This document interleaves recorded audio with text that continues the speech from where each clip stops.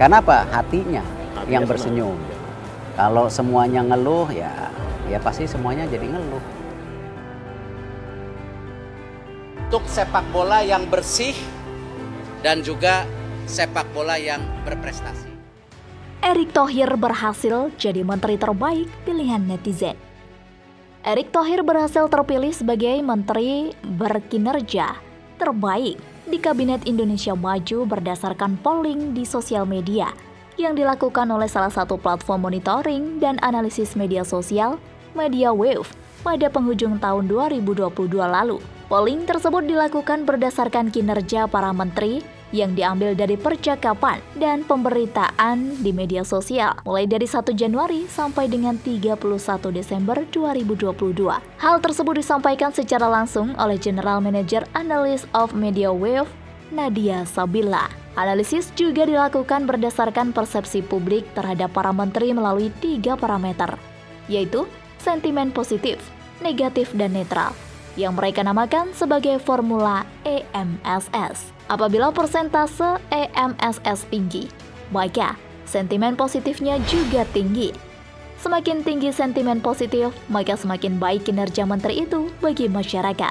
Berdasarkan analisis yang telah dilakukan, MediaWave menemukan bahwa terdapat 5 menteri di sosial media yang memiliki persentase EMSS tertinggi. Adapun peringkat pertama ditempati oleh Menteri BUMN, Erick Thohir, dengan persentase mencapai 23,11% dengan total percakapan sebanyak 220.528. Berdasarkan data yang dihimpun oleh MediaWave, ada banyak hal yang dibicarakan oleh netizen terkait Menteri BUMN tersebut.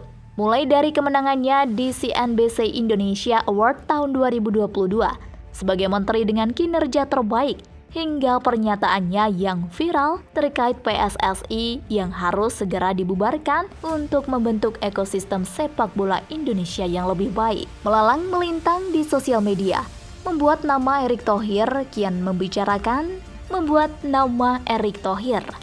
dibicarakan oleh masyarakat Indonesia. Sebelum analisis MediaWave dilakukan, Erick Thohir bahkan diketahui telah menerima penghargaan sebagai salah satu menteri dengan kinerja terbaik berdasarkan hasil survei Poltreking Indonesia. Berhasil merancang konsep budaya pada acara pernikahan putra bungsu Presiden Jokowi yang begitu mencuri perhatian. Erick Thohir pun mendapatkan pujian dari masyarakat Indonesia hingga membuat namanya semakin ramai diperbincangkan. Kehadirannya sebagai komentator Piala Dunia di sejumlah program TV swasta, serta berbagai kunjungan kerja yang dilakukannya selaku Menteri BUMN menjadi beberapa topik yang sering dibicarakan oleh netizen. Bahkan, dalam survei yang dilakukan oleh lembaga SPIN, Erick Thohir dinyatakan sebagai calon wakil presiden yang paling layak untuk membawa kemenangan bagi Prabowo Subianto pada Pilpres tahun 2024 mendatang. Lebih lanjut, Nadiem menyampaikan bahwa persentase sentimen positif yang didapatkan oleh